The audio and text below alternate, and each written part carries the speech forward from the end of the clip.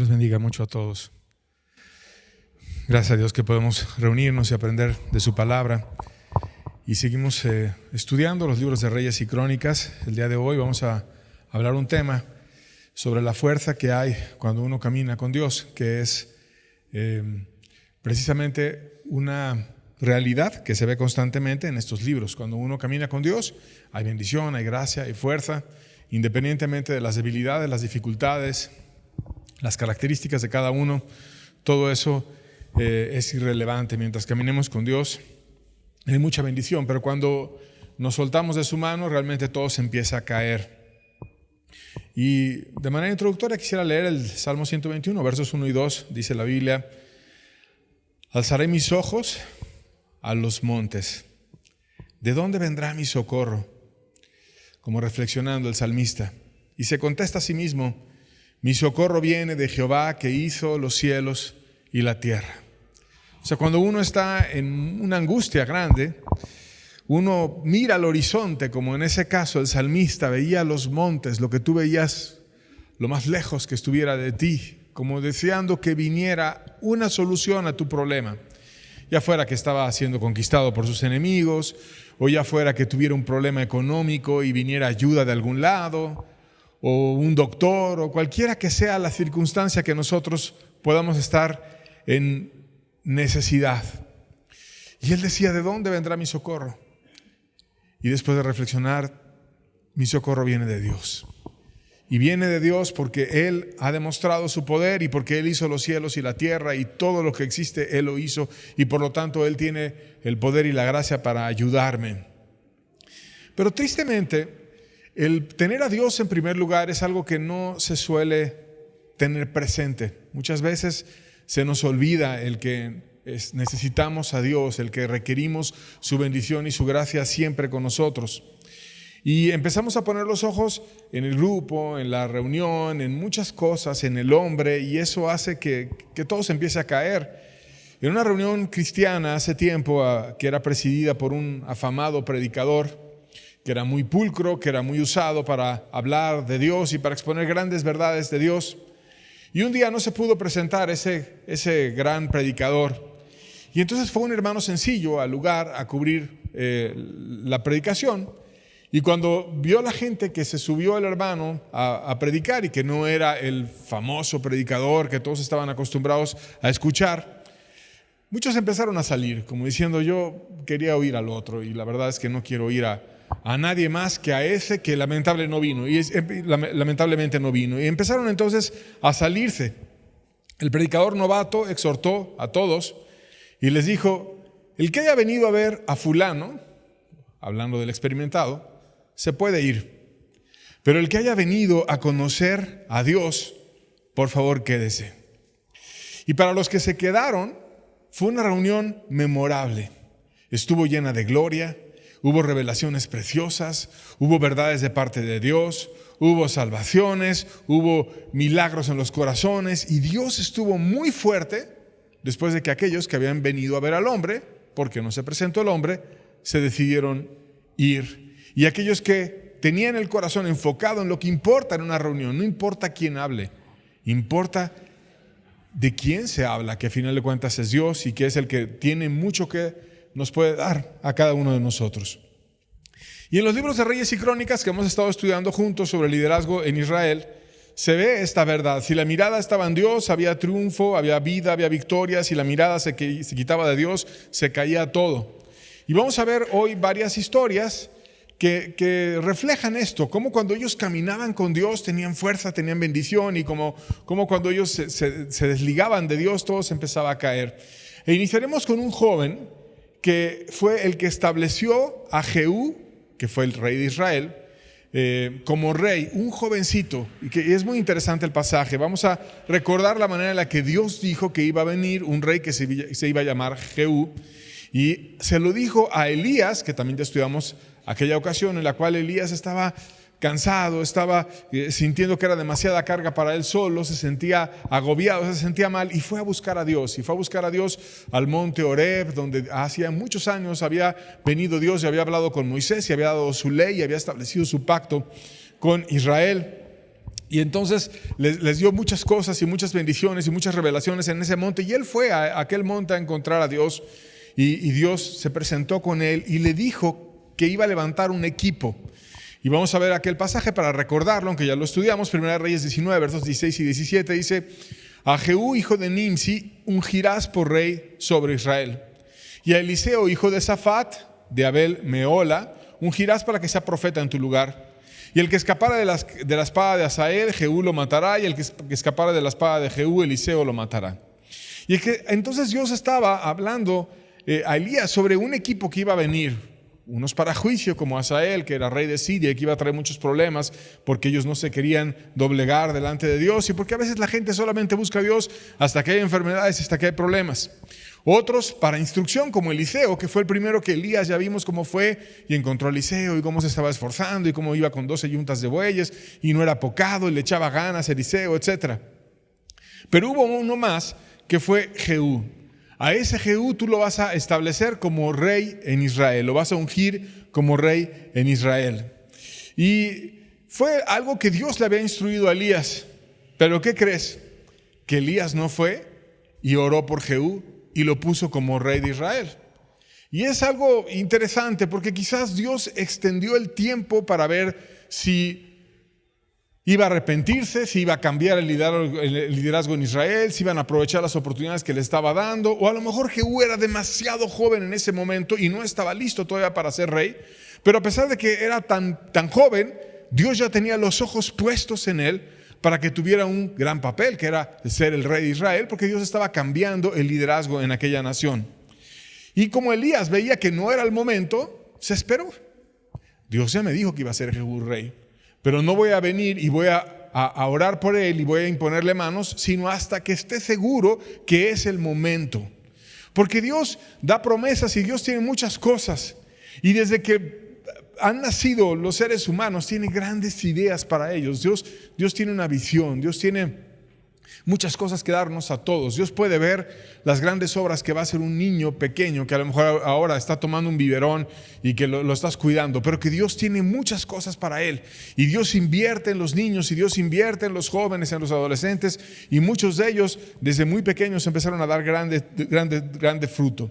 Pero aquí un pasaje interesante es que el que fue a orar por Jehú no fue el gran profeta Elías, el más grande de los profetas, porque ya vimos que él no lo hizo. De hecho, partió al cielo y ascendió y no había orado por Jehú. Pero se quedó Eliseo en su lugar.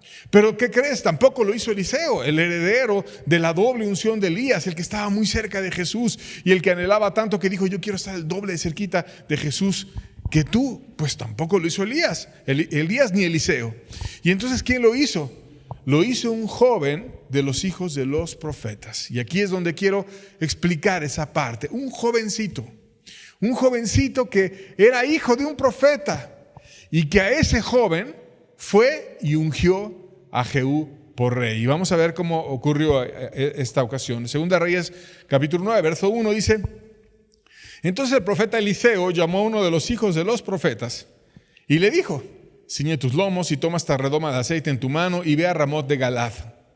A uno de los hijos de los profetas, jovencito, alguien que iba a viajar y tenía un recipiente con aceite, que era el artículo utilizado para ungir, porque se derramaba aceite en la persona por la cual se estaba orando, y era una figura física. Recuerda que en el Antiguo Testamento había muchas figuras físicas que reflejaban verdades espirituales, y así como el aceite caía desde la cabeza hasta abajo, hasta los pies, la bendición de Dios venía sobre esa persona, y venía una sabiduría, y venía el Espíritu y lo guiaba y lo bendecía, y había una figura física externa de lo que estaba pasando internamente en el corazón de esa persona. No era nada más ir y regar aceite, sino era lo que Dios había mandado hacer para él, para que cambiara entonces en ese momento su vida por completo. Toma un jovencito, a uno de los hijos de los profetas. No sabemos qué edad tenía ese hijo de los profetas, pero un joven. No toma al padre, toma al joven, uno joven, y le dice: tú ve con esto y tú vas a ir y a orar por Jehú para que sea rey. Y por lo tanto vemos aquí que no importa que sea una persona joven, no importa, Porque en muchos lugares se desprecian a los jóvenes. Y no nada más es en nuestra época, sino de siempre ha existido ese desprecio que a veces los adultos, por la arrogancia, por la soberbia, por la experiencia, por lo que sea, empieza a decir, ay, no sabe nada, no tiene experiencia, no sabe cómo hacerlo, y empieza a ver como un menosprecio hacia los jóvenes. Pero Dios no menosprecia a los jóvenes, y Dios usa mucho a los jóvenes. Y vienen muchos pasajes. Samuel, por ejemplo, desde niño fue utilizado y tenía un llamado. David, desde adolescente, cambió la nación, y era un adolescente que se atrevió con la gracia de Dios a enfrentar a un gigante que no había ningún guerrero que tuviera el carácter para ir a enfrentarlo. El apóstol Juan, cuando fue seguidor de Cristo y cuando fue llamado como pescador a ir con su maestro, muchos dicen que era el más pequeño de todos los apóstoles y un jovencito, el más pequeño en edad, pero que Dios lo dejó muchos años y que fue el último que partió y que estableció y que fue fuerte en la iglesia y dio grandes revelaciones como las del Apocalipsis o las cartas de Juan o todo lo que pasó en su evangelio. Y ese hombre fue muy usado, pero empezó muy joven. Y entonces, así como esos jóvenes, vino aquel joven, hijo de los profetas, a ungir al rey. O sea, él iba a cambiar la historia. Él le iba a derramar el aceite al rey, y entonces Dios iba a venir sobre ese rey e iba a cambiar el liderazgo por completo. Iba a guiar una revolución para ponerse como rey porque Dios lo había establecido. Y con todo aplomo ese joven fue a instituir un rey porque Dios le dijo, y tenía el sello en su corazón de que Dios le estaba mandando a ir y a ordenar a un rey. Segunda de Reyes 9, versos 5 al 7, lo leemos, dice: cuando él entró, he aquí los príncipes del ejército que estaban sentados, y dijo: príncipe, una palabra tengo que decirte. Jehú dijo: ¿a cuál de todos nosotros? Y él le dijo: a ti, príncipe. Y él se levantó y entró en casa, y el otro derramó el aceite sobre su cabeza y le dijo: así dijo Jehová, Dios de Israel, yo te he ungido por rey sobre Israel, pueblo de Jehová. Herirás la casa de Acab, tu señor, para que yo vengue la sangre de mis siervos los profetas y la sangre de todos los siervos de Jehová de la mano de Jezabel.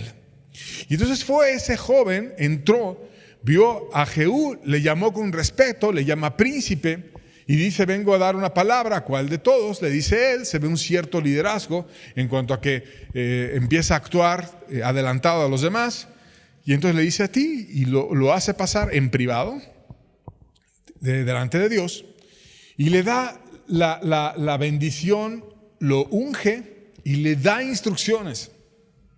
Le dice que Dios lo iba a hacer rey de Israel, y le dice que fuera y que derrocara a Acab, y que además aplicara la ley civil, que era que, por ejemplo, por los hechos que habían hecho ellos, andar asesinando profetas y haciendo maldad y media, debían de pagar con pena de muerte el haber hecho ese tipo de maldades. Y entonces dice: tú vas a aplicar esa pena de muerte, que el día de hoy en México no existe esa pena de muerte, pero existía en Israel.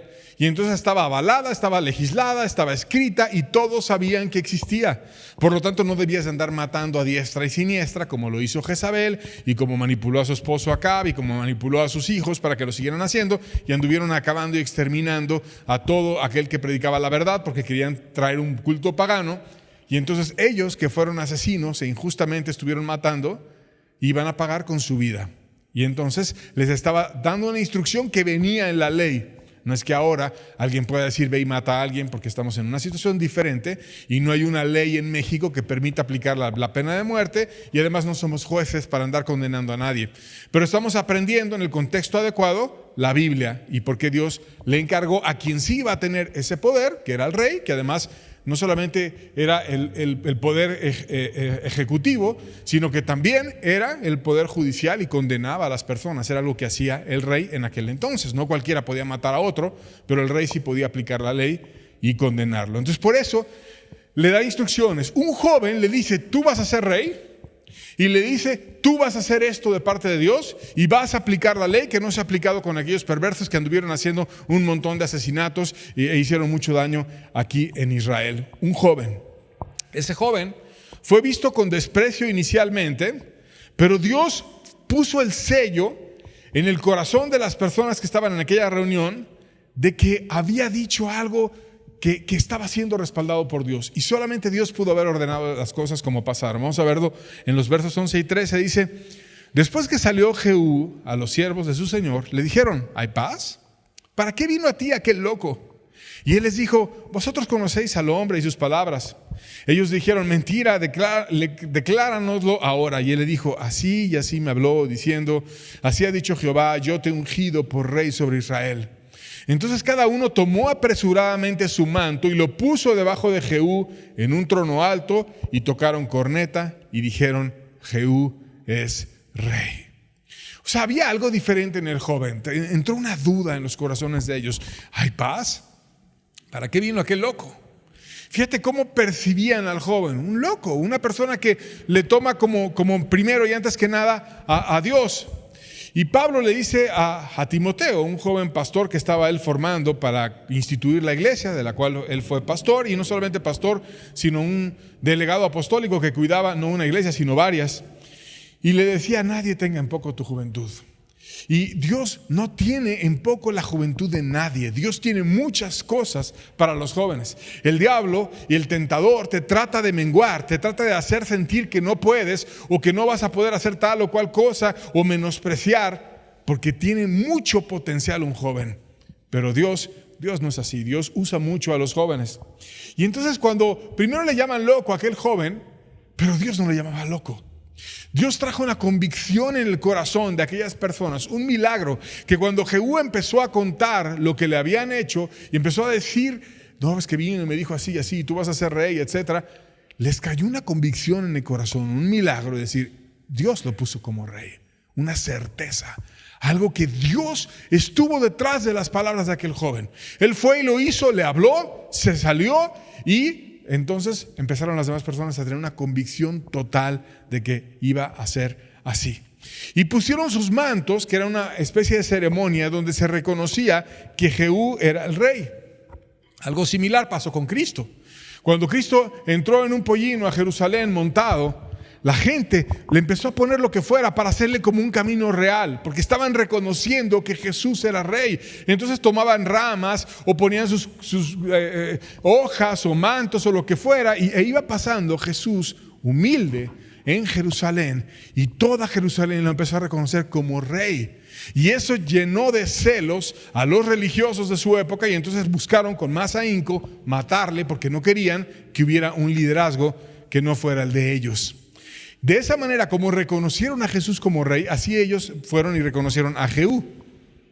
¿Y cómo empezó todo? Con un joven que se apoyó en Dios, que a lo mejor iba orando, que a lo mejor iba diciendo: Dios, tú ayúdame. Y cuando iba a Ramón de Galado obedeciendo lo que Eliseo le encargó, pues iba con el aceite, iba rogándole a Dios: qué gran instrucción tú me has dado, yo voy a orar por una persona y tú vas a cambiar el liderazgo, Señor.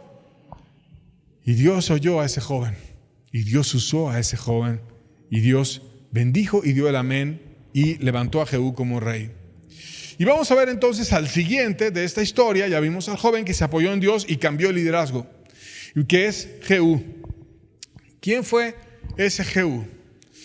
¿O qué hizo él? De forma inmediata, en cuanto él fue establecido de nombre por rey, él se propuso no solamente ir y cambiar el liderazgo en Israel, sino también cambió el liderazgo en Judá, porque en aquella ocasión estaban juntos los reyes de Israel y de Judá, y empezó a hacer equipo con todo el que quería hacer un cambio. Segunda Reyes 9, versos 19 al 20 dice: entonces envió otro jinete, el cual llegando a ellos dijo: el rey dice, ¿hay paz? Y Jehú respondió: ¿qué tú tienes que ver con la paz? Vuélvete conmigo. Y el atalaya volvió a decir: también este llegó a ellos y no vuelve. Y el marchar del que viene es como el marchar de Jehú, hijo de Nimsi, porque viene impetuosamente. O sea, juntó a sus hombres y fue detrás del rey de Israel, lo iba a derrocar, e iba impetuosamente. Y el atalaya lo veía, alguien que estaba en una torre y que veía desde lejos lo que pasaba. Vienen varios hombres cabalgando, etcétera. ¿Qué es lo que está pasando? Le mandan ahí un mensajero y le dicen: oye, ¿vienes en paz o por qué vienes? Empezó a poner nervioso al rey, y él, en vez de regresar al mensajero, le dice: ¿tú qué tienes que ver con la paz? Únete conmigo. Y hacía equipo con los mensajeros. Luego le mandan otro. Y finalmente El atalaya de lejos lo reconoce y dice, viene impetuosamente. Y es como su marchar, como el de Jehú, hijo de Nimsi. Y vemos aquí una característica de Jehú, que es que nada lo detenía. Era impetuoso, quería rápidamente hacer las cosas, tenía una prisa. Y Dios puso esa prisa en él, porque había hecho mucho daño el liderazgo en Israel, porque habían asesinado a muchas personas, porque ahora Dios iba a dar la bendición. Y Dios, que a lo mejor él anhelaba y decía que cambiara todo este asco y todo este mal liderazgo, pero ahora Dios le dijo, te voy a hacer a ti el nuevo líder. Y entonces fue con ímpetu rápidamente a aplastar aquel liderazgo falso, y era un hombre con mucho ímpetu. Su marchar era impetuoso. ¿De dónde vendrá mi socorro? ¿De que tenga muchos? Viene de Dios. Y si Dios fue el que me envió, Dios me va a ayudar. No importa que vaya con unos pocos hombres, importa que Dios me dijo que yo lo iba a hacer. Aunque el rey tenga su palacio, aunque el rey tenga muchas cosas, si Dios viene conmigo, yo voy a vencer, porque Él es el que me da fuerza. La fuerza no está en el ejército, la fuerza no está en la experiencia.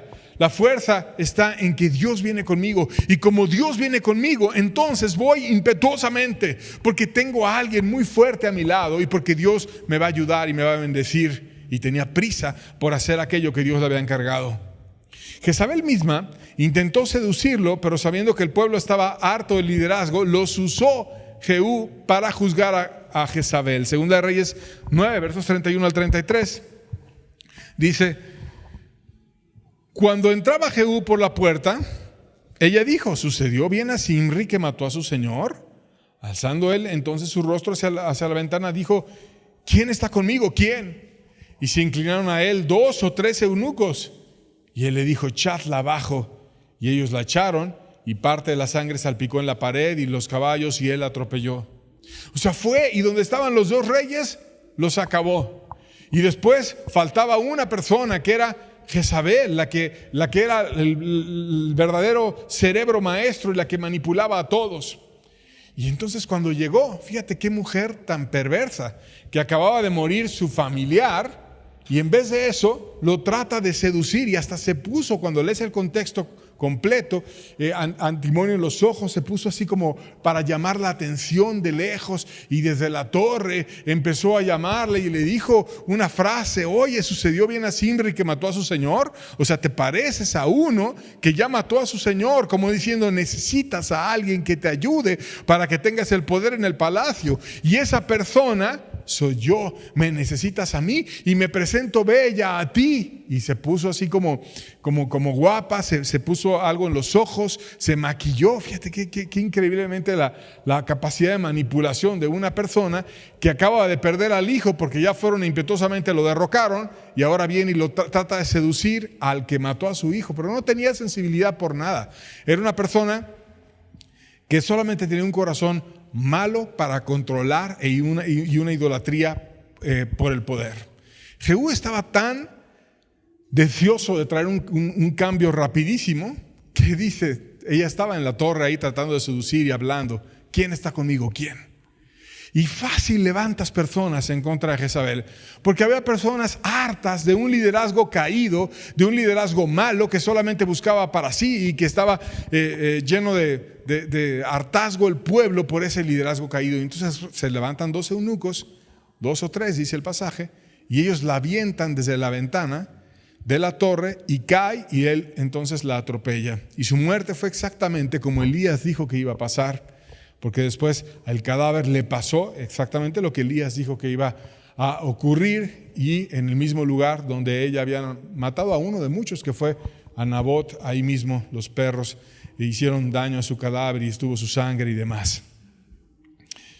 Retó entonces Jehú al país para que pusieran a los hijos de Acab, ya que había derrocado al rey, y se enfrentaran a él. Entonces fue y mandó un reto, pero fue un reto con astucia. Segunda de Reyes 10, versos 3 a 5, dice: escoged al mejor y al más recto de los hijos de vuestro Señor, y ponedlo en el trono de su padre, y pelead por la casa de vuestro Señor. Pero ellos tuvieron gran temor, y dijeron: he aquí 2 reyes. No pudieron resistirle. ¿Cómo le resistiremos nosotros? Y el mayordomo, el gobernador de la ciudad, los ancianos y los sayos enviaron a decir a Jehú: siervos tuyos somos, y haremos lo que nos mandes. No elegiremos por rey a ninguno, haz bien lo que te parezca. Entonces él lanzó un reto para ver quién estaba con los hijos de Acab, para ver si hubiera una parte que estuviera todavía leudada en el pueblo. Nadie lo quiso enfrentar, como diciendo: no pudo el rey de Israel, no pudo el rey de Judá, no pudo Jezabel, que era la que manipulaba todo, acabar con este hombre. Con todos él acabó. Nosotros vamos a respetarte a ti como rey y no queremos nada. Y solamente exterminó a los asesinos de la familia de Acab, que habían estado coludidos y que habían estado matando profetas, y fueron los que fueron juzgados.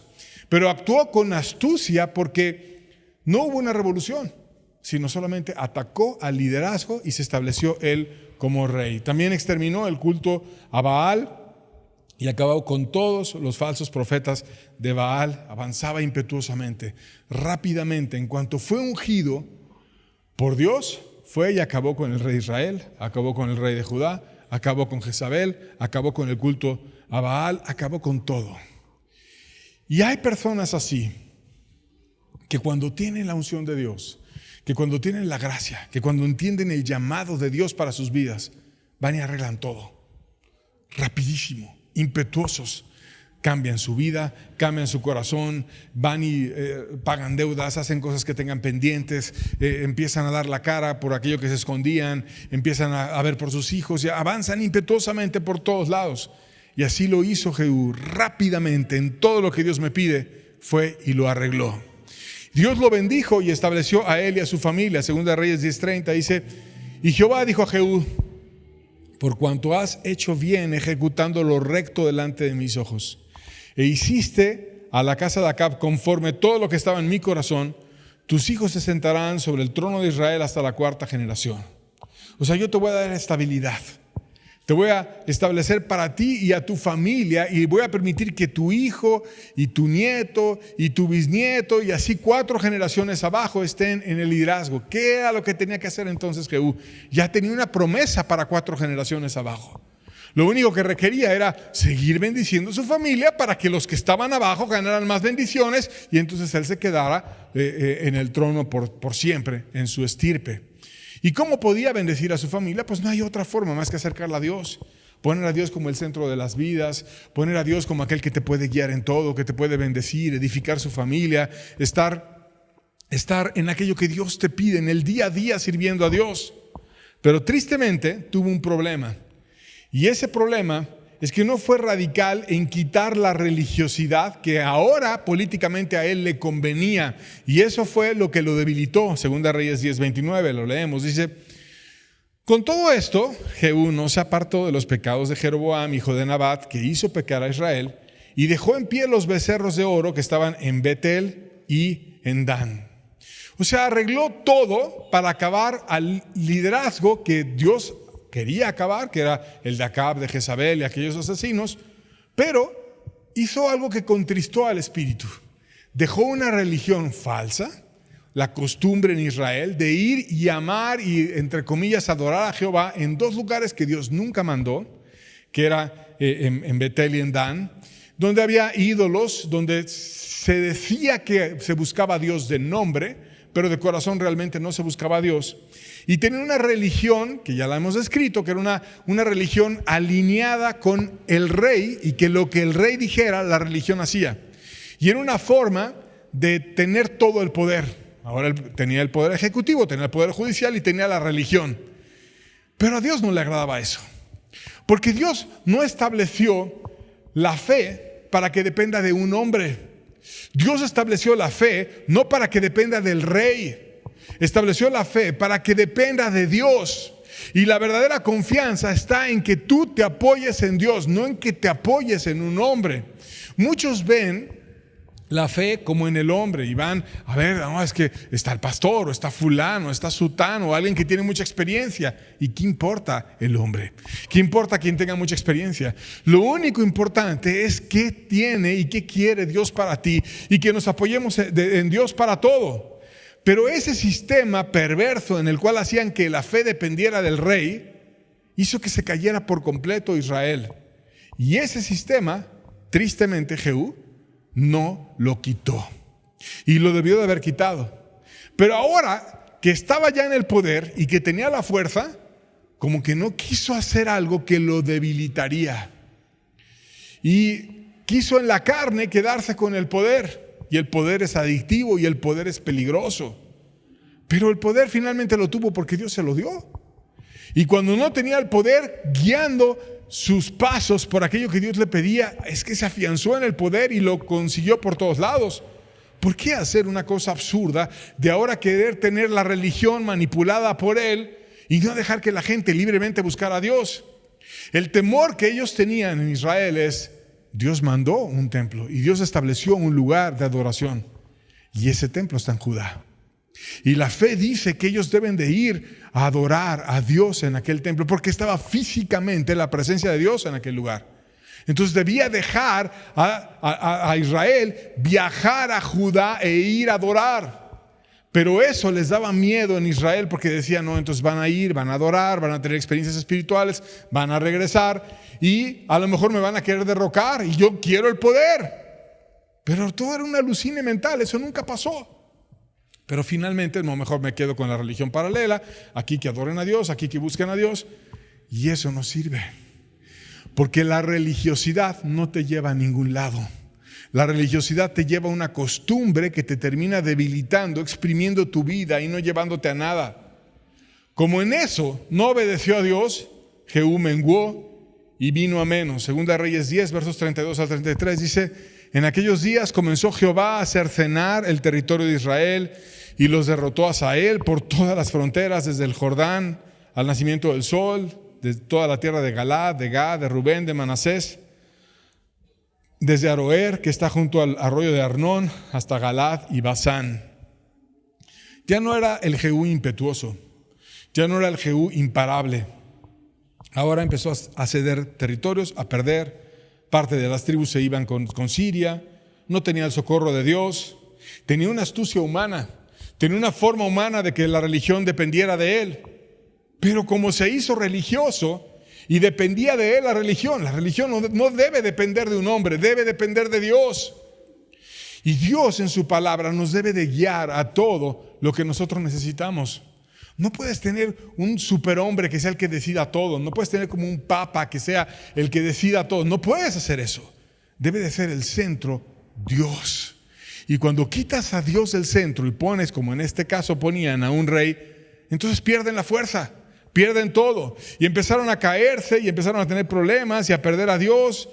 La religiosidad no trae vida. La religiosidad trae costumbre. Dios trae la vida. ¿De dónde vendrá mi socorro? Alzaré mis ojos a los montes. ¿De dónde vendrá? No va a venir de la religiosidad, no va a venir del grupo, no va a venir del hombre, no va a venir de la costumbre. El socorro viene de Dios. Y debemos de apoyarnos en Dios y debemos de hacer a Dios el centro de nuestras vidas. Y cuando Jehú iba con Dios, iba impetuoso, iba avanzando, iba lleno de gracia. Pero cuando Jehú se apoyó en sí mismo y en su prudencia, se achicó, se hizo pequeño y perdió la bendición. Eso estaba pasando en Israel. Y como ya vimos, había dos naciones, una era Israel, el reino del norte, y otra era Judá, el reino del sur. En paralelo a esa historia, Josaba nos recuerda también que puede cualquier persona que se apoya en Dios cambiar las cosas, siempre y cuando tomes tu fuerza de Dios. Y vamos a ver cómo es que ella lo hizo. Hablamos resumidamente de ella, pero lo vamos a hablar con un poquito más detalle hoy. Segunda de Reyes 11, versos 1 y 2 dice: cuando Atalía, madre de Ocosías, vio que su hijo era muerto, se levantó y destruyó toda la descendencia real. Porque Josaba, hija del rey Joram, hermana de Ocosías, tomó a Joás, hijo de Ocosías, y lo sacó furtivamente de entre los hijos del rey a quienes estaban matando, y lo ocultó de Atalía, a él y a su ama, en la cámara de dormir, y de esta forma no lo mataron. Entonces Jehú fue y venció al rey de Judá y al rey de Israel, y ahora Judá se quedó sin rey, porque Jehú lo había vencido, ya vimos cuándo. Entonces Atalía se hizo reina madre, y como había una poligamia en aquel entonces, era una de las mujeres del rey, y había otros que podrían ser el rey ahora. Entonces empezó a atacar a todos los niños de todas las mujeres del rey y a matarlos y hacer un exterminio. No quiero a nadie que quede que pueda hacerse rey. Y una joven, Josaba, tomó a un niño, al menos uno, y lo guardó y se lo llevó a su alcoba y lo escondió junto con la que era la cuidadora del niño. Era una joven arriesgando su vida para guardar a un niño. Y al hacer eso, esa joven preservó la descendencia de David por guardar a un heredero de David, porque la línea mesiánica iba a venir de David, estaba profetizado también. Y esa mujer que lo que hizo fue cuidar a un niño, y el hacer eso te estaba costando la vida, porque finalmente esa reina asesina estaba matando niños por doquier. A todos los herederos que podían tomar el trono los estaba matando, y era tristísimo lo que estaba ocurriendo. Y ella vino a ser como las muchas mujeres que cambiaron la historia de Israel, como Esther, por ejemplo, que salvó a la nación entera de una extinción usando sus influencias para interceder con quien debía. Y al hacer eso, Esther se arriesgó a sí misma, pero no vio por su seguridad, sino vio por la seguridad de la nación. Y no solamente fue salvadora de su nación, sino también juzgó con la gracia de Dios al perverso que quería destruir Israel, y el destruido fue el perverso. O como Ruth, que fue un ejemplo de consagración y de dejar todo por Dios.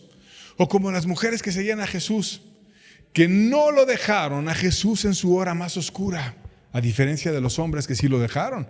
El único que no estuvo dejando a Jesús en su hora más oscura fue Juan, pero todos los demás, los apóstoles, lo dejaron. Juan y las mujeres acompañaron a Jesús en la crucifixión y estuvieron con él siempre. Fueron testigos ellas de su resurrección.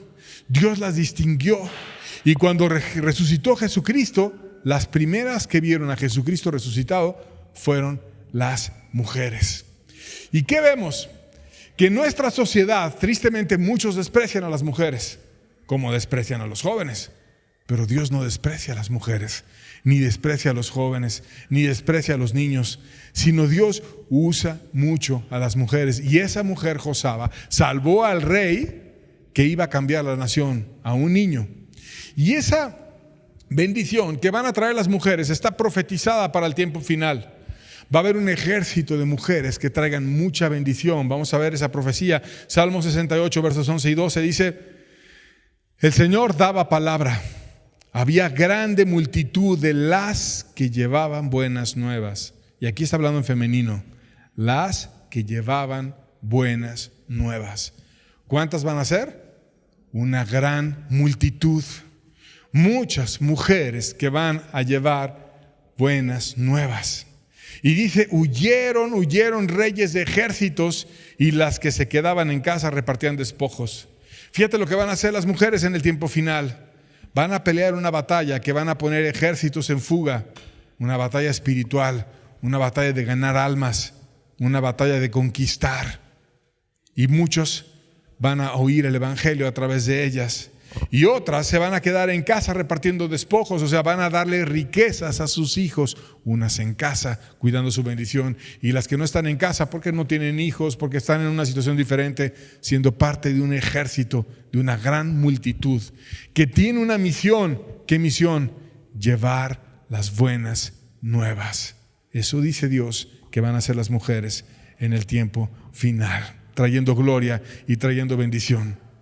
Esta mujer, Josaba, inspiró valor en los demás. Segunda de Reyes 11, versos 7 y 8 dice: mas las dos partes de vosotros que salen el día de reposo tendréis la guardia a la casa de Jehová junto al rey, y estaréis alrededor del rey por todos lados, teniendo cada uno sus armas en las manos, y cualquiera que entrare en las filas sea muerto. Y estaréis con el rey cuando salga y cuando entre. O sea, inspiró a su esposo, que era sacerdote. Y él fue y en el templo hizo como una guardia donde puso al rey. Y les dijo: el que entre lo matan. Y aquí el que van a cuidar es al rey. Y ese rey era un niño, alguien que rescató de ser matado. Pero esa mujer fue valiente, inspiró a su esposo a ser valiente, e inspiraron a otros a ser valiente. ¿Y por qué lo pusieron en el templo? Pues porque era donde no iba la pagana. Atalía, ella no iba nunca a adorar a Dios, estaba llena de soberbia, y era un lugar prudente para esconder al niño rey. Junto a sus padres adoptivos, el pequeño rey que fue salvado Hizo cambios positivos en la nación y limpiaron la idolatría y se consagraron. Vamos a ver una referencia, Segunda de Reyes 11, versos 17 al 18, dice: entonces Joiada hizo pacto entre Jehová y el rey y el pueblo. Joiada, el sacerdote, el esposo de Josaba, la que inició todo este cambio nacional, hizo pacto entre Dios, el rey y el pueblo. Obviamente un niño necesitaba que alguien lo coachara, y entonces el sacerdote hizo funciones en lo que el niño iba creciendo. Y el pacto era que seguirían a Jehová. Y así mismo entre el rey y el pueblo, y todo el pueblo de la tierra entró en el templo de Baal y lo derribaron. Asimismo despedazaron enteramente sus altares y sus imágenes, y mataron a Matán, sacerdote de Baal, delante de los altares, y el sacerdote puso guarnición sobre la casa de Jehová.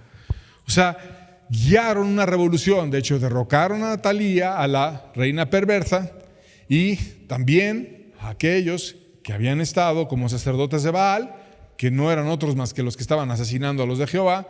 Terminaron con la pena de muerte aplicada en sus vidas, que estaba también legislada y que era algo que se podía aplicar entonces, mas no ahora, porque no somos jueces. Pero que hay que entender, aquel niño rey empezó a cambiar la nación, porque escuchaba a su madre y a su padre, y porque empezó a consagrar su corazón a Dios. Y entonces vemos que Dios usa a los jóvenes, como aquel que fue y ungió a Jehú. Vemos que Dios usa a aquellos que quieren cambiar las cosas rápido, como a Jehú cuando era impetuoso y quería ordenar todo. Vemos que Dios usa a las mujeres, como a Josaba, que salvó al liderazgo, y que si no hubiera sido rápida y cuidadora de aquel niño, no hubiera venido la línea mesiánica y Cristo no hubiera venido. Pero ella lo hizo. Ella inspiró a su esposo. Ella inspiró a otros y cuidaron al rey, porque tenía a la reina del ejército y demás, pero aquí no entra. Y el que entre, lo matamos, porque aquí estamos para cuidar al futuro rey.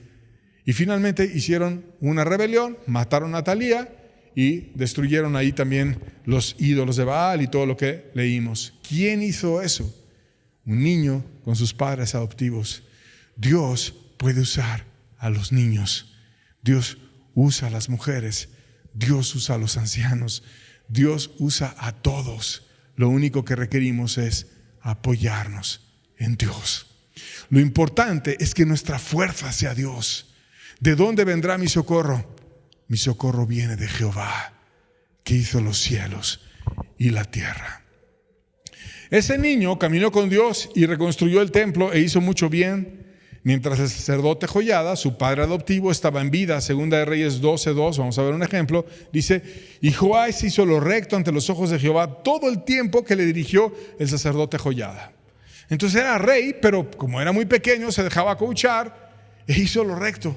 Y hasta hay un pasaje en el contexto donde el mismo Joiada estaba lentamente arreglando el templo, y el rey lo exhorta, le dice: ¿por qué van lento? ¿Por qué no se apuran? ¿Por qué no administran de manera diferente el dinero? Apúrense a arreglar el templo, porque necesitamos darle gloria a Dios y establecer el templo de una manera adecuada. O sea, tenía visión y empuje, y aún Dios lo usó para hablarle a su padre para que se movieran las cosas más grandemente. Entonces, aquí se estaba dando una dependencia.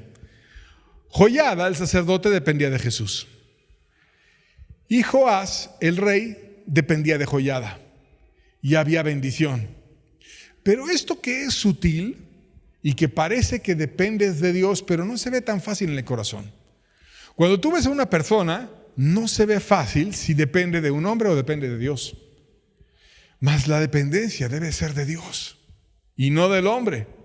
Y aquí parecía que ese rey estaba caminando muy bien, pero después ocurrió algo tristísimo, porque el sacerdote murió y se acabó el cristianismo en el rey. Segunda de Crónicas 24, versos 17 al 18, dice: muerto Joiada, vinieron los príncipes de Judá y ofrecieron obediencia al rey, y el rey los oyó.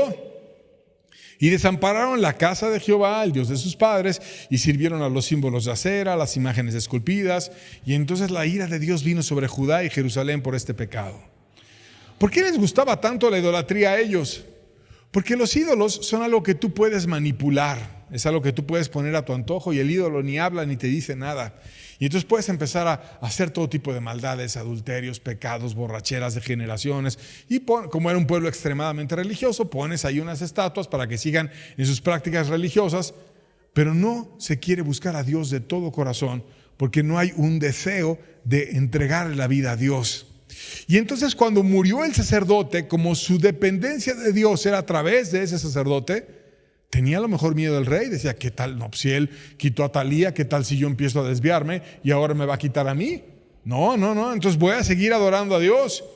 Pero cuando murió Joiada se le acabó la fuerza y se le acabó la vida y empezó a meter el paganismo, a ídolos de acera y de todo tipo de maldades en Israel y a desviar el corazón de la nación entera hacia la idolatría. ¿Por qué? Porque su dependencia era de un hombre y el socorro no viene más que de Dios. ¿De dónde vendrá mi socorro? Mi socorro viene de Jehová. Y si su socorro era Joiada, el sacerdote, y de repente ese hombre se muere, como todos algún día partiremos de esta tierra, se te acaba el socorro. Por eso es importante que no pongas tu mirada, tu fuerza y tu gracia más que en uno, que es Dios, y que estés con Él y que camines con Él. Su hermano político, hijo de Joiada, le predicó para restaurarlo. Y en vez de arreglar las cosas, lo mató. Y eso es muy triste porque ya no estaba actuando aquel niño que cambió el país, sino estaba actuando un hombre que ya estaba decidiendo por sí mismo. Segunda Crónicas 24, versos 20 al 21 dice: entonces el Espíritu de Dios vino sobre Zacarías, hijo del sacerdote Joiada, o sea, un hijo natural de Joiada. Y puesto en pie, donde estaba lo más alto del pueblo, les dijo: así ha dicho Dios, ¿por qué quebrantáis los mandamientos de Jehová? No os vendrá bien por ello, porque por haber dejado a Jehová, Él también os abandonará. Pero ellos hicieron conspiración contra Él y por mandato del rey lo apedrearon hasta matarlo en el patio de la casa de Jehová. O sea, mató a su hermano político porque él se puso a hablar en contra de los pecados que estaba haciendo. ¿Por qué haces esto? ¿Por qué traes ídolos de acera? ¿Por qué dejas a Dios? Si tú dejas a Dios, Dios te va a dejar a ti. Y eso pasó en Judá también. Ellos dejaron a Dios y al rato Dios los dejó a merced de sus enemigos. Vinieron los de Babilonia, les hicieron conquistas, hicieron muchos males. ¿Por qué dejaron a Dios? Y el socorro viene de Dios. Porque te sientas un poco fuerte, porque ya vinieron los príncipes y te dijeron que no iban a estar contigo, no puedes dejar a Dios. Y hay personas así, que de repente se sienten un poco fuerte. Vienen los problemas, viene la enfermedad, viene la angustia y dicen: Dios, ayúdame, estoy enfermo, me puedo morir, me voy al hospital, te van a meter en una operación y ahí estás orando todo el tiempo y pidiéndole perdón antes porque sabes que te puedes ir en la operación, pero después ya sales de la operación muy bien, Dios te escuchó, ahora tienes fuerza, ahora tienes gracia, ahora tienes de nuevo tu habilidad y te olvidas de Dios. O a veces la gente no tiene dinero, tiene necesidades y está ahí rogándole a Dios: ayúdame, un trabajito, Señor, esto, lo otro. Ya viene el trabajo, viene la abundancia, viene la bendición, se acaba todo. Porque no hay una dependencia de Dios. Quiere haber como un caminar con el dinero, con la salud, con mis fuerzas, con mis capacidades y con Dios. Y no es así. Es caminar tomado de la mano de Dios. Y ese hombre tristemente terminó matando a su medio hermano o su hermano político, que le estaba exhortando, diciendo: no te va a venir bien por eso. Estuvo lleno de ingratitud y Dios lo tomó en cuenta. Segunda Crónicas 24, verso 22 dice: así el rey Joás no se acordó de hacer la misericordia que Joiada, padre de Zacarías, había hecho para con él. Antes mató a su hijo, quien dijo al morir: Jehová lo vea y lo demande. Ese sí se apoyaba en Dios. Un hombre que murió por Dios y murió por predicar. Uno más de los muchos mártires que ha habido, desde Abel y desde muchos otros que murieron por decir la verdad y que caminaron con Dios. Y entonces lo último que hizo ese hombre cuando estaba por órdenes del rey siendo apedreado y siendo muerto, dijo: Dios lo vea y Dios lo demande. Le dejó las cosas a Dios. Dios es justo y nadie cae a tierra sin que Él lo vea. Y a lo mejor hay muchas injusticias y quizás la mayoría de los delitos ni se investigan ni hay capacidad de resolverlos, pero Dios los ve todos y Dios va a llamar a todos a cuentas. Y Dios oyó la oración de aquel joven que estaba muriendo y finalmente Dios le quitó la protección al rey y terminó perdiendo en una batalla y muerto por sus siervos.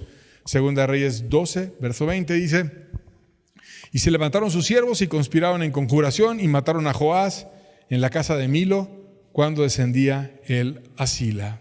Fue el traidor traicionado. Sus siervos que le habían dicho que te vamos a estar contigo y le dijeron, no, sí, vamos a caminar contigo. Ándale, sus siervos lo traicionaron. Y cuando te apoyas en el hombre, a veces el hombre te queda mal, a veces el hombre te traiciona y empieza a echarse para atrás de sus compromisos. Dejó a Dios, Dios lo dejó a él a merced de los hombres en quienes se apoyó y terminó muerto. Por tanto, debemos de tener mucho cuidado. La Biblia nos habla muy claramente la verdad de que el centro de nuestra vida debe de ser Dios. Estamos llamados a apoyarnos en Dios y no en nada más. Juan capítulo 1 versos 12 y 13, fíjate bien, dice: mas a todos los que le recibieron, a los que creen en su nombre, les dio potestad de ser hechos hijos de Dios. Dios viene y te hace hijo al que le recibe. ¿Cómo te hace hijo? Dice: los cuales no son engendrados de sangre, ni de voluntad de carne, ni de voluntad de varón, sino de Dios. O sea, Dios viene y te acepta como hijo y te recibe cuando tú te alineas con Él, y el que lo hace es Dios. Él es el único que le puede abrir la puerta a una persona. Dice que no es engendrado por sangre. O sea, no es porque seas hijo de creyentes cristianos, como muchos dicen, no, yo soy cristiano desde niño. Eso es ser engendrado de sangre. Es que mi papá era cristiano, es que mi mamá era cristiana, y entonces yo conozco el evangelio desde que yo iba a la escuela dominical desde niño. No es por la sangre, no es por la familia de la cual tú vengas. Dice, ni de voluntad de carne. No es porque tú lo hagas, yo lo voy a hacer y me voy a esforzar y en la carne voy a buscar a Dios. Como Jehú, yo voy a manipular las cosas para que yo pueda seguir en la gracia de Dios. Pero no es porque tú las manipules o porque tú lo lleves. No es del que quiere ni del que corre, sino del que Dios tiene misericordia. No es que tú vayas y hagas oraciones y le pidas. No es que tú aceptes a Cristo, es que Cristo te acepta a ti. Muchas veces los que van y aceptan a Cristo lo están haciendo en la carne. Tú vas y aceptas a Cristo, sí, pero no se trata de que tú aceptas a Cristo, se trata de que Él te reciba a ti. Y cuando Él recibe a una persona, entonces le da potestad de ser hecho hijo de Dios. Ni de voluntad de varón, porque no es porque otro diga que es así, sino es porque Dios traiga la bendición. Como en el caso de Joás, que mientras Joiada el sacerdote vivía, entonces él sí seguía a Dios. Pero se muere Joiada y se le cae toda la búsqueda de Dios. No es por eso. No es porque el hombre quiera, sino es porque Dios quiera. No es por la herencia, es porque Dios quiera. No es por tu carne, por tus deseos, es porque Dios quiera. Dios es el que es el Salvador, no eres tú el Salvador, es Dios. Por lo tanto, hay que ir con humildad y buscar la gracia de Dios.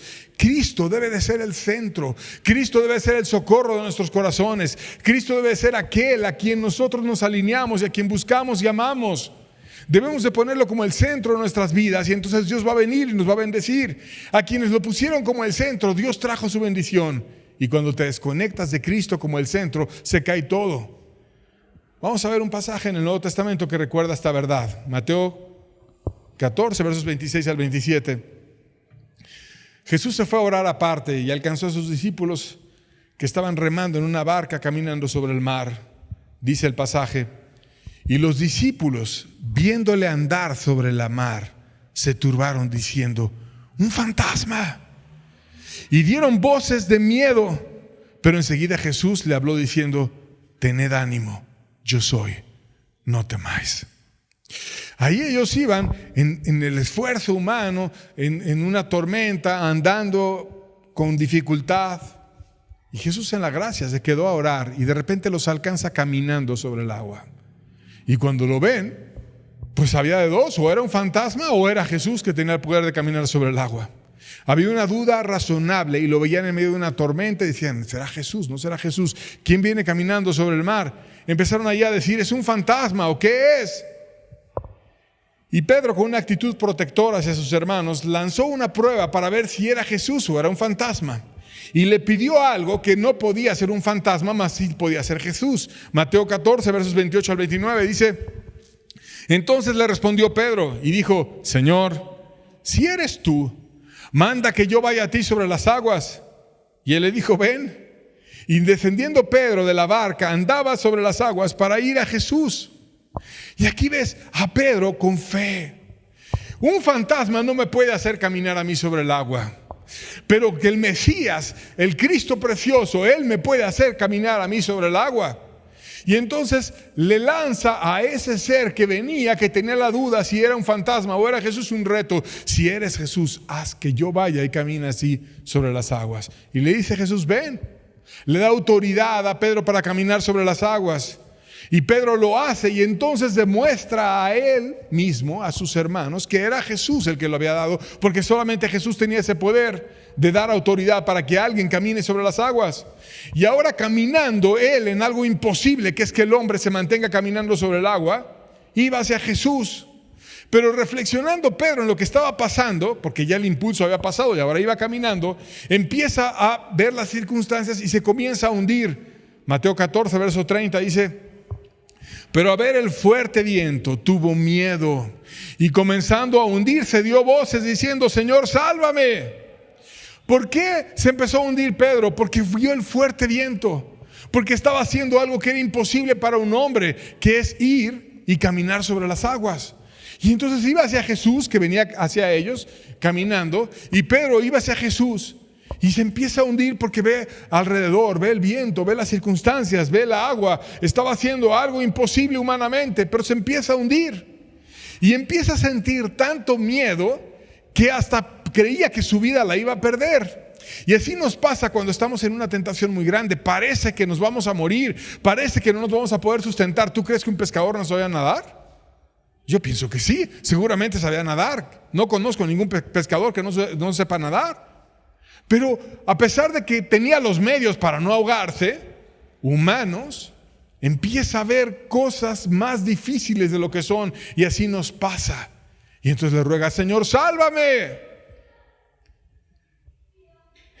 Jesús lo volvió a sacar adelante. Verso 31 dice: al momento Jesús extendió la mano y asió de él, o sea, lo levantó, lo sacó y le dijo: hombre de poca fe, ¿por qué dudaste?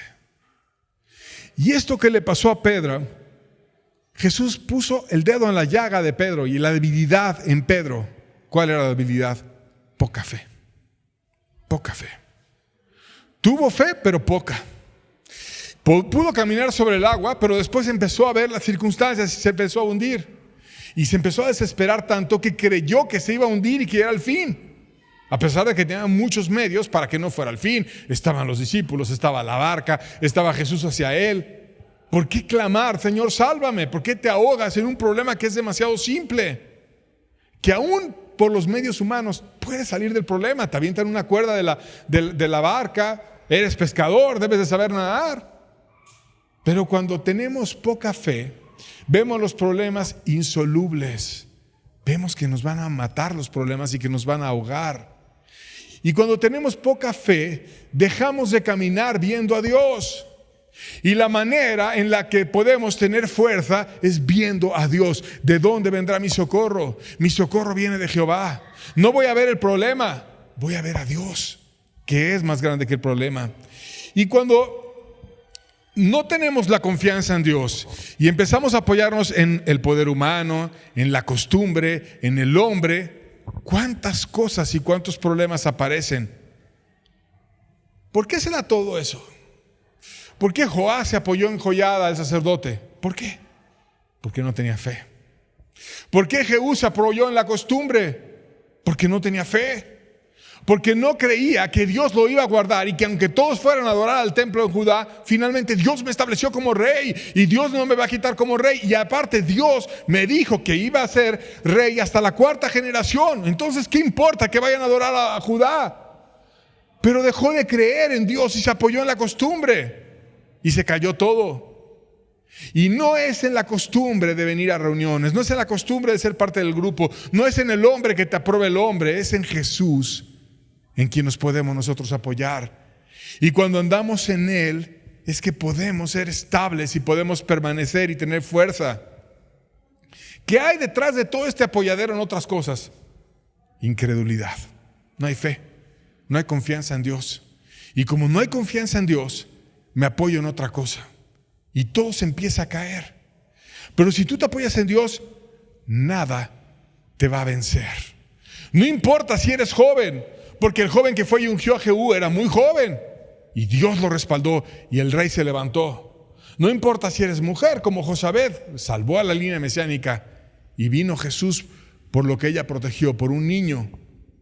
No importa si eres niño, como ese rey que caminó y restauró la relación de Dios con su pueblo, mientras se dejaba coachar por su padre adoptivo Joiada. No importa si eres niño, no importa si eres anciano, no importa nada. Lo único que importa es si te apoyas en Dios, porque si te apoyas en Dios, Dios va a estar contigo y Dios te va a bendecir y Dios te va a dar fuerza. Por tanto, debemos de buscar a Dios, porque Él es la fuerza y Él es el socorro, Él es el que te puede ayudar. Pedro iba haciendo lo increíble, caminar en donde ningún hombre puede caminar. Pero Dios te puede llevar a hacer cosas que ningún hombre más puede hacer, porque vas con Dios. Porque el cristianismo se trata de caminar con Dios y de hacer aquello que Dios quiere que tú hagas, porque Dios tiene cosas grandes para ti, porque Dios tiene planes para ti. Muchos vienen con el hombre y dicen: ay, ¿qué tiene Dios para mi vida? Y pregúntaselo a Dios. ¿Yo cómo quieres que lo sepa? Dios tiene cosas hermosas para ti. Debemos de quitar esa incredulidad que nos lleva a apoyarnos en todo menos en Él y caminar con Dios. No importan las circunstancias, importa que caminemos con Dios. Termino con un versículo que resume esto bastante bien. Mateo 16, versos 16 al 18. Respondiendo Simón Pedro dijo: tú eres el Cristo, el Hijo del Dios viviente. Tuvo una revelación de Cristo y atendió una pregunta de Jesús. Entonces le respondió Jesús: bienaventurado eres, Simón, hijo de Jonás, porque no te lo reveló carne ni sangre, sino mi Padre que está en los cielos. ¿Quién te hace hijo? No carne, no tus esfuerzos, ni sangre, tu herencia, que seas hijo de fulano. Te hace hijo Dios. Y cuando Dios te hace hijo, te revela al Hijo, al Cristo precioso, que te permite que conozcas al Salvador. Por eso Jesús le dijo: bienaventurado eres, Simón, hijo de Jonás, porque no te lo reveló carne ni sangre, sino mi Padre que está en los cielos. Y yo también te digo que tú eres Pedro, pero sobre esta roca edificaré mi iglesia, y las puertas del Hades no prevalecerán contra ella. Pedro tuvo una revelación, y la revelación era simple: tú eres el Cristo, que es una manera de decir eres el Mesías. Eres la promesa, eres el Salvador, eres el que puede redimir nuestras vidas y nos puede enseñar el camino, el que nos puede llevar día a día en la verdad y en la luz. Tú eres aquel a quien debemos de seguir, tú eres el Cristo y tienes el poder de Dios, eres el Hijo del Dios viviente. Lo que le pidas al Padre, el Padre te lo va a dar. Un Dios viviente, no un Dios sin vida, no un Dios apocado, no un Dios sin poder. Eres la promesa de Dios, eres el Hijo de Dios. Estás lleno de poder. Y entonces Jesús le fortalece la fe a Pedro. Primero le reconoce que tuvo una bendición que Dios le dio. Bienaventurado eres, Simón, hijo de Jonás, porque no te lo reveló carne ni sangre. No es porque te lo diga un hombre o porque tú lo hiciste en la carne, sino Dios te lo reveló. Y eso es importante, porque lo más valioso que tenemos es lo que Dios nos habla a nosotros. Y cuando Dios te revele algo, cuídalo. Porque aquí lo cuidó tanto Pedro, que hasta lo enseñó a los demás, que quedó claro en el Evangelio, y que Dios nos sigue enseñando a través de esa revelación que le dio a Pedro. Pero ¿qué más le dijo Cristo a Pedro? Tú eres Pedro, pero sobre esta roca edificaré mi iglesia. Pedro quiere decir piedra pequeña. Y Cristo en la Biblia muchas veces es referenciado como una roca firme, como el fundamento estable. Cuando tú edificas algo, cuando vas a construir una torre, un edificio grande, no lo pones en una piedra pequeña, porque se va a caer todo y no va a servir de nada, porque no tiene fuerza para sustentar esa edificación. Viene un temblorcito, viene un viento y se cae todo. Una piedra pequeña, nadie edifica nada. Y no es Pedro el fundamento, una piedra pequeña. Nadie que edifique una casa la edifica sobre una piedrita. Van y ponen un fundamento y un cimiento firme y estable, bien tomado de la tierra, para que entonces se pueda edificar todo. Y Jesús dice: tú eres Pedro, una piedra pequeña. Pero recuerda que sobre esta roca, haciéndose a sí mismo la roca, edificaré mi iglesia. ¿Cómo se edifica la iglesia? La iglesia se edifica en Cristo, no se edifica en el hombre, aunque sea apóstol puesto por Cristo, porque la iglesia no está fundamentada en Pedro, aunque Jesús mismo llamó a Pedro. La iglesia está fundamentada en Cristo. Él es el fundamento de la iglesia. Él es el que puede dar fuerza, yendo a Cristo, apoyándonos de Cristo. Él es el precioso fundamento, Cristo. Sobre esta roca, dijo Jesús, edificaré mi iglesia. Y entonces su verdadera iglesia está edificada sobre Él. ¿Eres tú parte de la iglesia? El hombre te pudo haber hecho parte de una reunión, pero eso es el hombre, y no es por voluntad de carne, ni de sangre, ni de varón. Porque muchos que no son cristianos andan pensando: a ver que me apruebe fulano, a ver que me inviten a tal lugar, a ver que esto y que lo otro. Eso es ser voluntad de varón. ¿Un hombre qué? Un hombre no te puede hacer parte de una iglesia. Un pastor no te puede hacer parte de una iglesia. Se puede equivocar y te puede invitar a una reunión. ¿Y eso qué? Eso es voluntad de varón. Pero el que te salva es Dios. Y Dios es el que edifica y Dios es el que cambia. Y quiero que seas salvo. Ve a Dios. Sobre esta roca, dijo Jesús, edificaré mi iglesia. Su iglesia, la iglesia de Cristo, la iglesia verdadera, está edificada sobre Cristo, el único fundamento precioso. Y a esa iglesia, a la que está edificada en Cristo, Él prometió: las puertas del Hades no van a prevalecer contra ella. Esa iglesia va a tener una lucha espiritual. Esa iglesia va a ser una iglesia que conquiste. Esa iglesia va a ser la iglesia que mande a aquellas mujeres que dice el Salmo que era mucha multitud, una gran multitud de mujeres que van dando las buenas nuevas porque se apoyan en Dios. No importa si la sociedad tiene un montón de prejuicios, importa que Dios vaya con ellas. Importa que Dios nos use y nos bendiga. Importa que nos apoyemos en Él. Entonces la invitación es: hazte parte de la iglesia.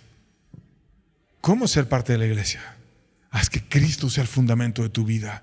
Busca el perdón de Cristo, busca la gracia de Cristo y buscas apoyarte no en ti, no en el hombre. O el hombre es una piedrita y se cae. Luego apostata al hombre y ya todo el mundo se va. Se cayó. Se cayó el líder, se caen congregaciones completas. Porque no estaban apoyadas en Dios, porque estaban apoyadas en el hombre. Se va el hombre, no, ya no puede ser, ya no es lo mismo, ya me voy, ya. No, sí, no seguías a Dios, seguías al hombre. Dios no te llama a seguir a nadie más que a Él. Apóyate en Dios. Y aunque te enfrentes al diablo o a 1000 demonios, las puertas del Hades no van a prevalecer contra la iglesia. La iglesia va y conquista el Hades. La iglesia va y golpea el Hades y le golpea las puertas y saca las almas de ahí. Y las puertas del Hades no van a prevalecer contra la iglesia porque va tomada del fundamento. Aquel que edifica la iglesia es Cristo. Vayamos a Cristo y seamos de Él. Hay tarea para la semana. Asegúrate que el fundamento en tu vida sea Cristo. Y entonces Dios te va a usar grandemente. Amén. Con esto termino. Dios les bendiga mucho a todos. Estamos despedidos. Que tengan buena tarde.